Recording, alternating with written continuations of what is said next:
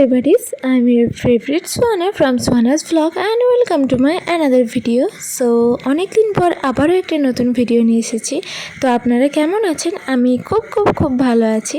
তো এই নতুন একটা ভিডিওতে আপনাদের অনেক স্বাগতম। তো চলুন ভিডিওটা স্টার্ট করা যাক। এখন আপনারা যে ভিডিও ক্লিপগুলো দেখছেন সেটা ঈদের দিনের ভিডিও ক্লিপ। ঈদের দিন আমি যেভাবে যা রেডি হয়েছিলাম সেই ক্লিপগুলোই আপনাদের সাথে শেয়ার করছি। আর এই ভিডিওটা টোটাল 2 দিনের নিয়ে করা। ঈদের দিনে কিভাবে কি রেডি হয়েছে সেই ভিডিওটাই কিছু ক্লিপ অ্যাড করা আছে।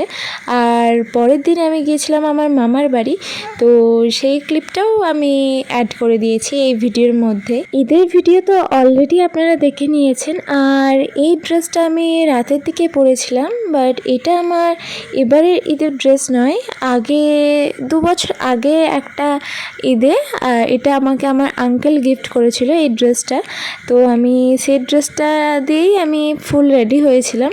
রাতের দিকে সুন্দর মতো সেডি হয়েছিলাম।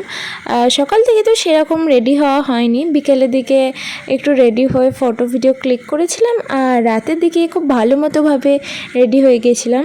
দিশান আমাকে যে ফ্লাওয়ার্সটা দিয়ে গিয়েছিলো ওই ফ্লাওয়ার্সটা নিয়ে পিকচার ক্লিক করার জন্য, ভিডিও তোলার জন্য।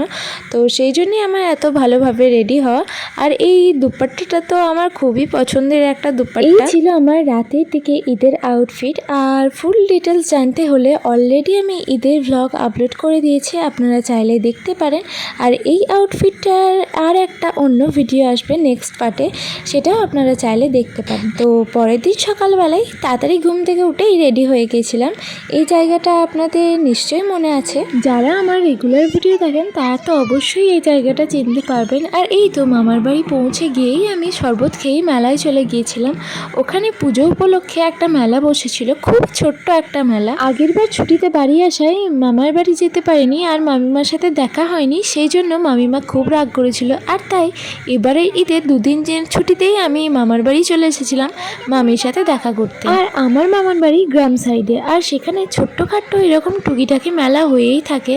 আর সেখানে আমার যাওয়া হয় না কোনো বাড়ি, বাট এটা আমার ফার্স্ট টাইম ছিল গ্রামের মেলাতে। গ্রামের দিকে রাত 8টা মানে অনেকটাই রাত, আর ততক্ষণে সবাই খাওয়া দাওয়া করে ঘুমিয়ে পড়ে গ্রাম সাইডে। আর তাই আমার মামিমা বারবার আমাদের কল করে ডাকছিল বাড়ি যাওয়ার জন্য। আর বাড়ি যাওয়ার সময় আমরা ফুচকা, পাঁপড়, আইসক্রিম, মোগলাই এই সব কিছুই নিয়ে গিয়েছিলাম, মেলাতে যে সমস্ত খাবার পাওয়া যায় আর কি। খেতে খেতে সবাই মিলে বেশ জম্পেশ করে আড্ডা দিয়েই তারপরে আমার মামিদের আরেকটা যেই বাড়িটা আছে সেখানেই আমরা গিয়েছিলাম বাগানগুলো দেখতে।